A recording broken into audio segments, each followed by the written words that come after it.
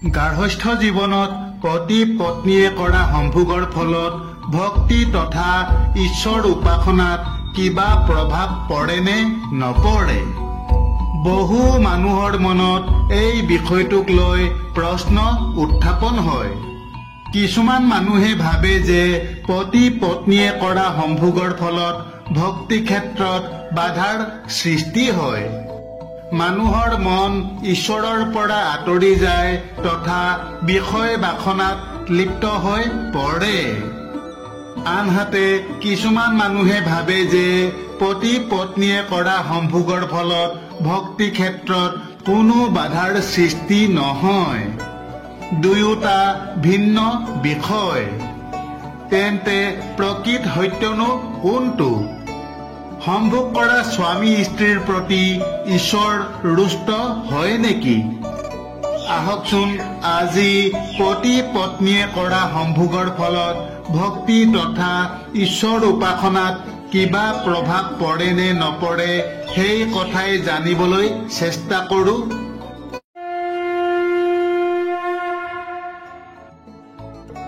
পৌৰাণিক কালৰ কথা। সেই সময়ত সদানন্দ নামৰ এজন ঋষি আছিল। ঋষি সদানন্দ আছিল ভগৱান শ্ৰীকৃষ্ণৰ পৰম ভক্ত। ঋষিয়ে সদায় মানসিক সমস্যাত পৰা মানুহক সহায় কৰিছিল।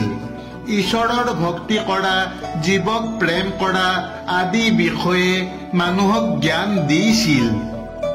ঋষি সদানন্দই সনাতন ধৰ্মৰ সকলো ধৰণৰ ৰহস্যৰ বিষয়ে জানিছিল। এদিনৰ কথা। সেইদিনা ৰাতিপুৱাই এগৰাকী মহিলা ঋষি সদানন্দৰ ওচৰলৈ আহিছিল আৰু ঋষিক প্ৰণাম জনাই ক'লে, হে গুৰুদেৱ, মোৰ মন ভগৱানৰ ভক্তিৰ প্ৰতি আকৃষ্ট হৈ পৰিছে। মই সদায় ভগৱানৰ নাম কীৰ্তন কৰো, পূজা সেৱা কৰো। মই এনেদৰেই ভগৱানৰ ভক্তি কৰি জীৱনৰ বাকী সময়ছোৱা পাৰ কৰিব বিচাৰো। কিন্তু মোৰ স্বামী এতিয়াও ভগৱান ভক্তিৰ প্ৰতি নিয়োজিত হ'ব পৰা নাই। গতিকে তেওঁ সদায় মোৰ ওচৰলৈ আহে আৰু মোৰ লগত সম্ভোগ কৰিবলৈ ইচ্ছা প্ৰকাশ কৰে। হে মহৰ্ষি, মোৰ মন এতিয়া সকলো কামনাৰ পৰা আঁতৰ হৈ পৰিছে। মোৰ মন বৈৰাগ্য ভাৱেৰে ভৰি পৰিছে আৰু ভগৱান ভক্তিত নিয়োজিত হৈ পৰিছে। সেয়েহে মই সাংসাৰিক কামনা বাসনা ত্যাগ কৰি একান্ত মনে ঈশ্বৰ সাধনা কৰিব বিচাৰো। কিন্তু মোৰ স্বামীয়ে এতিয়াও বিষয় বাসনা ত্যাগ কৰিব পৰা নাই। গতিকে স্বামীৰ মন এতিয়াও ভগৱান ভক্তিত নিয়োজিত হোৱা নাই। হে প্ৰভু, এতিয়া মই কি কৰো? যেতিয়া মোৰ স্বামীয়ে কাম ভাৱনা লৈ মোৰ ওচৰলৈ আহে তেতিয়া মোৰ মনটো বৰ অসন্তুষ্ট হৈ পৰে। মনটো অস্থিৰ হৈ পৰে। মই উপায়হীন হৈ পৰো। স্বামীৰ লগত এই কৰ্ম কৰিবলৈ মোৰ ভয় হয়। যদিহে ঈশ্বৰ মোৰ প্ৰতি অপ্ৰসন্ন হৈ পৰে, যদিহে এই কৰ্ম কৰাৰ বাবে মোৰ হৃদয়ত বাস কৰা ঈশ্বৰ মোৰ পৰা আঁতৰি যায়। আনহাতে মই স্বামীক বাধা দি ৰাখিবও নোৱাৰো। যদিহে সম্ভোগ কৰিবলৈ নোপোৱা বাবে স্বামী মোৰ প্ৰতি অসন্তুষ্ট হয়। মই বহুত ডাঙৰ সমস্যাত পৰিছো প্ৰভু। কৃপা কৰি মোক ইয়াৰ এটা উচিত সমাধান দিয়ক। এনেদৰে মহিলাগৰাকীয়ে ঋষি সদানন্দৰ আগত নিজৰ সমস্যাৰ কথা ক'বলৈ ধৰিলে। এনেকুৱা বহুতৰ ক্ষেত্ৰতে হয়। এটা সময়ত পুৰুষ হওক অথবা নাৰী, কিছুমান মানুহে মায়া মোহ কামনা বাসনা ত্যাগ কৰি নিজকে ঈশ্বৰৰ সাধনাত ব্ৰতী কৰি তুলিব বিচাৰে। সেই সময়ত যদি তেওঁৰ জীৱন সংগীয়ে কামনামত্ত হৈ সম্ভোগত লিপ্ত হ'ব বিচাৰে তেন্তে তেওঁ অসহায় যেন অনুভৱ কৰে। তেওঁ মনতে ভাবি লয় যে সম্ভোগ কৰ্ম কৰাৰ বাবে ঈশ্বৰ অসন্তুষ্ট হ'ব, যাৰ বাবে ঈশ্বৰে তেওঁক পৰিত্যাগ কৰিব। গতিকে ঈশ্বৰক প্ৰাপ্ত কৰিবলৈ কিছুমান মানুহে কামনা বাসনা আদি ত্যাগ কৰি সম্পূৰ্ণ বৈৰাগী হৈ পৰে। এনে অৱস্থা পুৰুষৰ ক্ষেত্ৰতো হয় আৰু নাৰীৰ ক্ষেত্ৰতো হয়।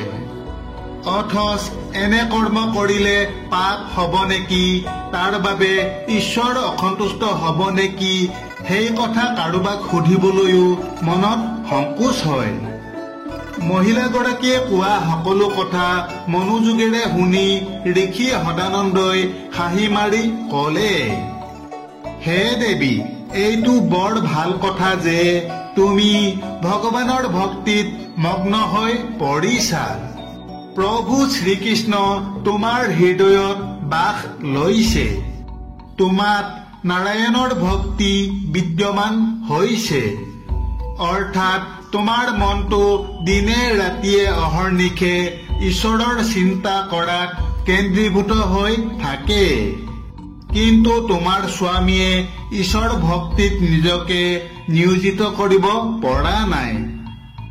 কিন্তু তোমাৰ স্বামীয়ে ঈশ্বৰ ভক্তিত নিজকে নিয়োজিত কৰিব পৰা নাই। তোমাৰ স্বামী এতিয়াও কাম বাসনাৰ প্ৰতি আকৃষ্ট হৈ আছে। এনে অৱস্থাত যদি তুমি তেওঁক তোমাৰ ওচৰলৈ অহাত বাধা দিয়া, তেওঁৰ কামনা পূৰ্ণ নকৰা, তেন্তে তোমাৰ স্বামী পৰ স্ত্ৰীগামী হৈ পৰিব। তুমি যিটো দিবলৈ ইচ্ছা কৰা নাই সেইটো বিচাৰি আন মহিলাৰ ওচৰলৈ যাবলৈ আৰম্ভ কৰিব, আন এগৰাকী মহিলাৰ প্ৰেমত পৰিব। কাৰণ কামনামত্ত ব্যক্তিৰ হিতাহিত জ্ঞান নাথাকে। তোমাৰ স্বামীয়ে বেশ্যাৰ ওচৰলৈ যাবলৈ আৰম্ভ কৰিব। যি পুৰুষে পত্নীৰ লগত সংগম কৰি কামসুখ প্ৰাপ্ত কৰিবলৈ সক্ষম নহয়, তেওঁ হয়তো বেশ্যাগামী হ'ব পাৰে। বৰ্তমান তোমাৰ ভিতৰত কোনো কামনা নাই, কাৰণ তোমাৰ মন এতিয়া ভগৱান ভক্তিত নিয়োজিত। কিন্তু স্বামীৰ দেহ মনত এতিয়াও কামনা আছে। তেনে ক্ষেত্ৰত কামনা পূৰণৰ বাবে এজন স্বামী নিশ্চয় পত্নীৰ ওচৰলৈকে যাব। এতিয়া যদি তুমি তেওঁক তোমাৰ পৰা আঁতৰাই দিয়া, তোমাৰ স্বামী বেশ্যাগামী হৈ পৰিব, যাৰ ফলত তোমাৰ স্বামীৰ চৰিত্ৰৰ অৱনতি ঘটিব। গতিকে এই সময়ত তোমাৰ কৰ্তব্য হ'ল তোমাৰ স্বামীৰ মাজত থকা কামনাৰ জুই নিৰ্বাপন কৰা। যদি তোমাৰ স্বামী আন এগৰাকী নাৰীৰ প্ৰেমত পৰে, তেন্তে তোমাৰ ঘৰ সংসাৰ ধ্বংস হৈ যাব। তুমি যি ভয় কৰিছা তাৰ বাবে তুমি চিন্তা নকৰিবা, কিয়নো তোমাৰ এই আচৰণৰ বাবে ঈশ্বৰ কেতিয়াও তোমাৰ মনৰ পৰা আঁতৰি নাযায়।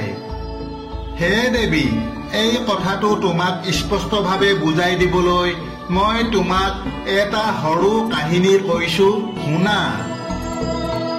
হে দেৱী, তুমি চাগে ভগৱান শ্ৰীকৃষ্ণৰ মহান ভক্ত মীৰাবাইৰ নাম নিশ্চয় শুনিছা।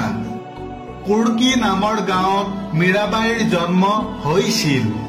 মীৰাবাই যেতিয়া সৰু হৈ আছিল, তেতিয়া এখন বিয়া দেখাৰ পাছত এদিন মীৰাই মাকক সুধিছিল, মা, মোক কালৈ বিয়া দিবা? মোৰ স্বামী কোন? তেতিয়া মাকে কৃষ্ণৰ মূৰ্তি এটা দেখুৱাই মীৰাক কৈছিল, সেইজন কৃষ্ণ তোমাৰ স্বামী, তোমাক কৃষ্ণৰ লগত বিয়া দিম। সৰু কালতে মাকে ধেমালিতে কোৱা এই কথা শুনাৰ পাছৰে পৰা মীৰাই সঁচাকৈয়ে ভগৱান শ্ৰীকৃষ্ণকে নিজৰ স্বামী বুলি মানি লৈছিল। কিন্তু যেতিয়া মীৰা ডাঙৰ হল তেতিয়া পিতৃ মাতৃয়ে জোৰ কৈ তাইক ভোজৰাজৰ লগত বিয়া কৰাই দিলে। বিয়াৰ পাছত প্ৰথম মিলনৰ নিশা মীৰাবাইক এখন বিচনাত বহিবলৈ দিয়া হল।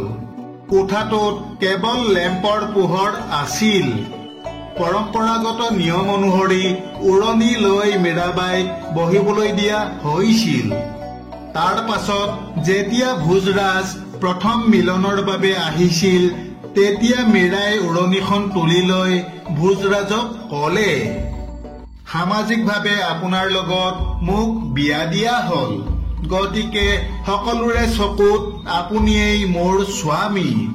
কিন্তু মোৰ আত্মাই কয় যে কেৱল কৃষ্ণহে মোৰ স্বামী।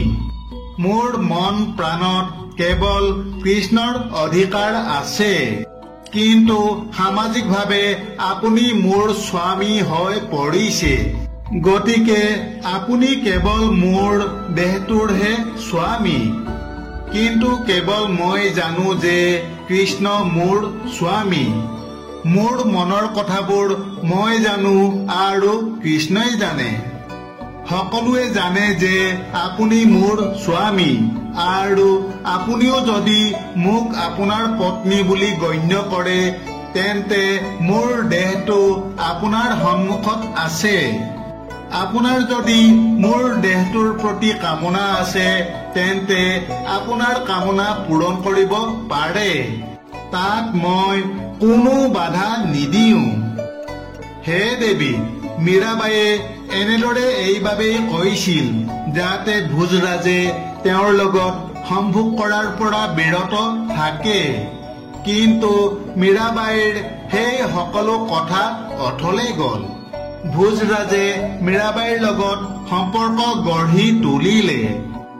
এনেদৰে ভোজৰাজে মীৰাবাইৰ লগত মিলন কৰিলে যদিও শ্ৰীকৃষ্ণ মীৰাবাইৰ হৃদয়ৰ পৰা অলপ সময়ৰ বাবেও আঁতৰ নহল, আৰু মীৰাবাই গোটেই জীৱন জুৰি শ্ৰীকৃষ্ণৰ ভক্তি প্ৰেমতে মগ্ন হৈ থাকিল।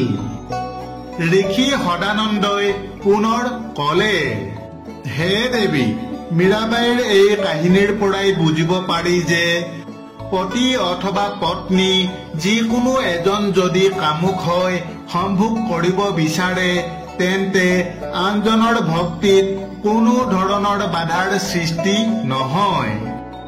আৰু যদি তোমাৰ স্বামী কামুক হয় তেন্তে তোমাৰ স্বামীক সহযোগ কৰাটোৱেই তোমাৰ কৰ্তব্য। লাহে লাহে তেওঁৰ মন সলনি কৰি ধৰ্মৰ পথলৈ আনিবলৈ চেষ্টা কৰক।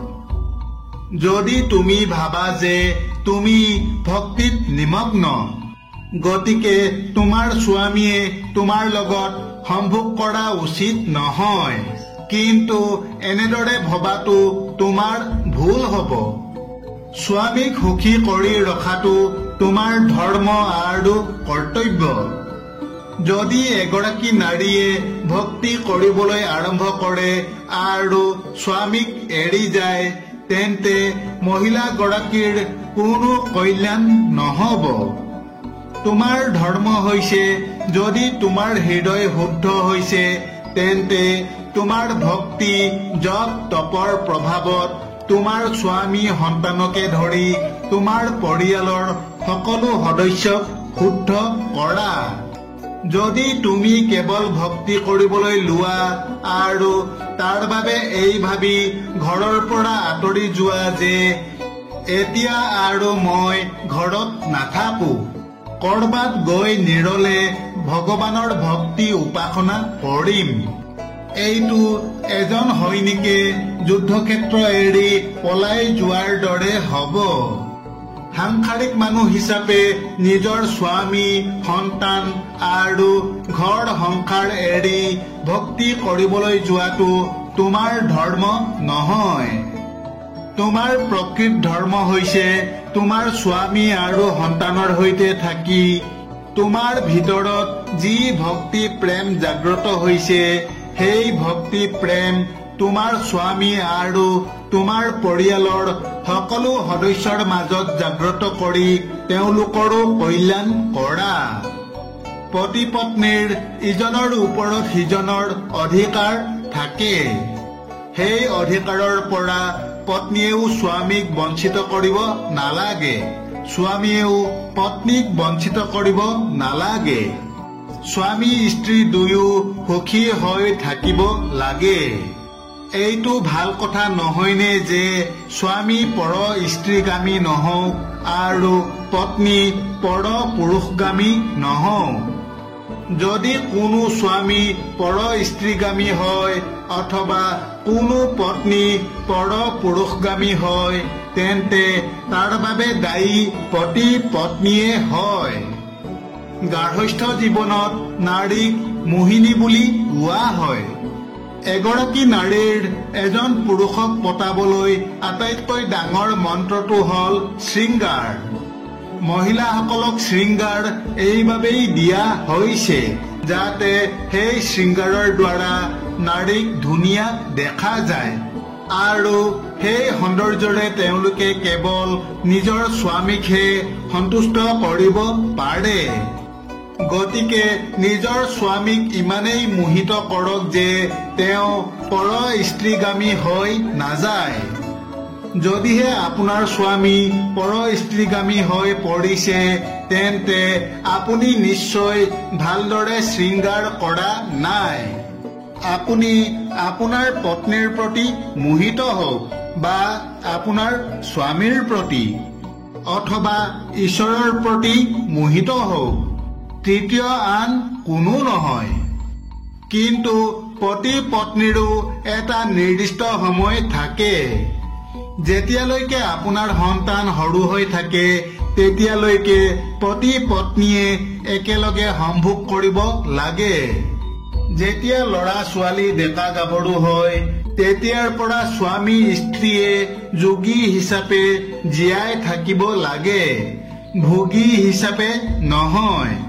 তেতিয়া দুয়োজনেই লাহে লাহে সংযত হোৱাৰ অভ্যাস কৰিব লাগে, কিয়নো আমাৰ উদ্দেশ্য বিষয় ভোগ কৰা নহয় আৰু বিষয় বাসনা ভোগৰ বাবে বিয়া কৰোৱা নহয়। ভোগৰ পৰা মানুহক সংযত কৰিবলৈ, মানুহক নিয়ন্ত্ৰণ কৰিবলৈহে বিবাহৰ সৃষ্টি কৰা হৈছিল। কিন্তু আজি তাৰ বিপৰীত হৈছে। মানুহৰ মনৰ অস্থিৰতা বাঢ়ি গৈ আছে। ইয়াক বন্ধ কৰাৰ একমাত্ৰ উপায় হ'ল ধৰ্ম কথা, যিটো পুৰুষ মহিলা উভয়ে শুনা উচিত। এখন চাইকেল তেতিয়াহে চলে যেতিয়া তাত দুটা চকা থাকে আৰু আগৰ চকাটো যিফালে যলৈকে চলি যায় পাছৰ চকাটো একেলগে তালৈকে যায়। ঠিক তেনেকৈ এটা পৰিয়াল চলাবলৈও এগৰাকী মহিলা আৰু এজন পুৰুষৰ প্ৰয়োজন।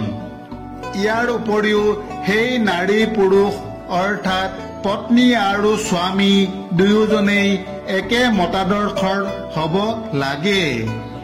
যদি পত্নীৰ চিন্তা এফালে আৰু স্বামীৰ চিন্তা আন এটা দিশত হয়, দুটা বিপৰীত মতাদৰ্শ হয়, তেন্তে স্বামী স্ত্ৰীৰ মাজত কাজিয়া আৰম্ভ হয়। গতিকে বুজাবুজিৰ অভাৱত স্বামী স্ত্ৰীৰ মাজত কাজিয়া হয় আৰু বিবাহ বিচ্ছেদ হয়। আৰু বিচাৰ যদি এক হয় তেন্তে এখন সুখৰ সংসাৰ গঢ় লৈ উঠে। আমাৰ সমাজত পত্নী হৈছে আমাৰ অৰ্ধাংগিনী আৰু স্বামী হৈছে এগৰাকী নাৰীৰ পৰমেশ্বৰ। এতিয়া কথা হ'ল মানুহ হত্যা কৰাটো পাপ, কিন্তু যুদ্ধত যদি কোনো যোদ্ধাই প্ৰতিপক্ষক বধ কৰে তাৰ বাবে যোদ্ধাজনৰ পাপ নহয়, কিয়নো প্ৰতিপক্ষক বধ কৰাটোৱেই যোদ্ধাৰ কৰ্তব্য। সেয়েহে ঈশ্বৰ কৃষ্ণ নিজেই অৰ্জুনৰ সাৰথি হৈছিল আৰু অৰ্জুনক যুদ্ধ কৰিবলৈ প্ৰেৰিত কৰিছিল।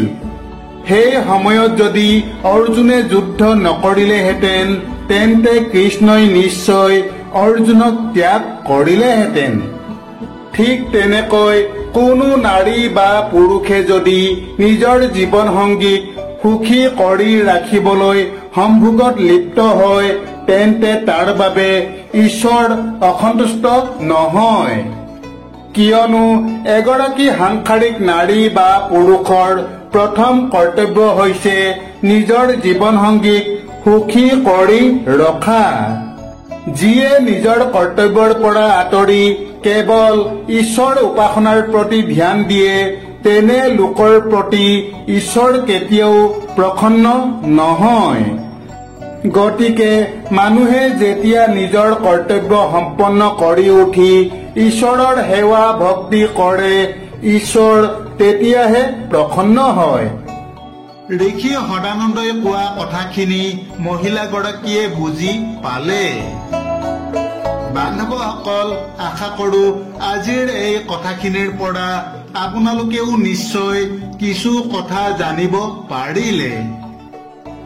আগলৈ অন্য এক নতুন কথাৰ সৈতে পুনৰ লগ পোৱা আশাৰে আজিলৈ সামৰিছো। ধন্যবাদ। জয় শ্ৰীকৃষ্ণ।